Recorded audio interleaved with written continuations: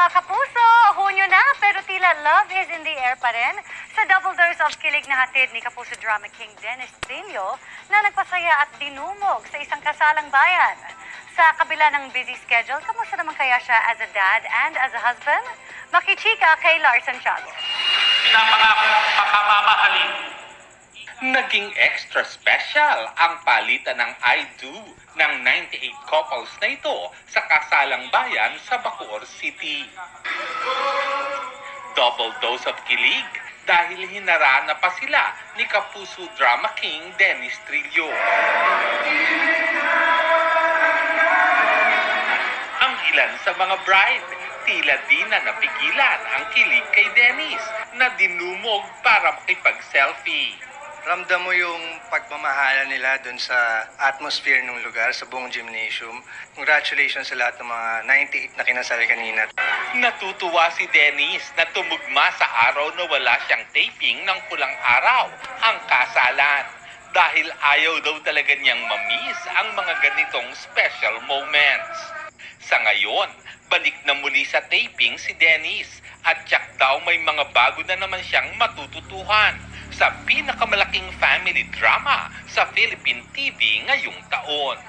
Maraming natutunan everyday, lalo na sa pagsasalita ng Japanese, sa pag-ungkat ng history at every taping may mga nagdi-discover kami ng mga bagong kwento at masayang experience.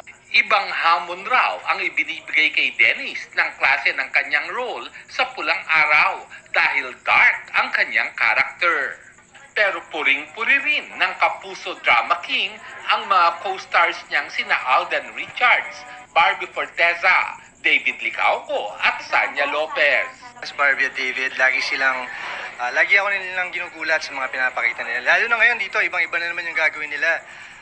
Si Alden naman, first time siya makatrabaho sa teleserye at matagal ko na rin inaantay yung chance na to. And Bill Sanya naman, nakatrabaho ko na siya dati, pero ayun, nakita ko yung improvement niya rin. Bukod sa Pulang Araw, may pelikula rin sila ng asawang si Jenilyn Mercado, ang Everything About My Wife.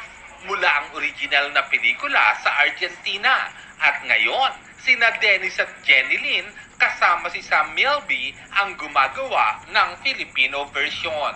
Pero kahit gaano ka-busy si Dennis sa trabaho, lagi siyang nagbubuhos ng malaking oras sa kanyang role sa tunay na buhay bilang isang asawa at ama, lalo pa nga ngayong nalalapit na ang Father's Day.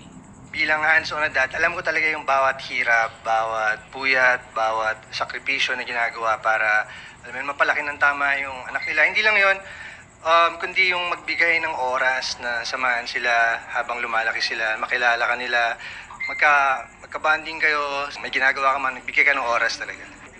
Laura Santiago, updated sa showbiz happening.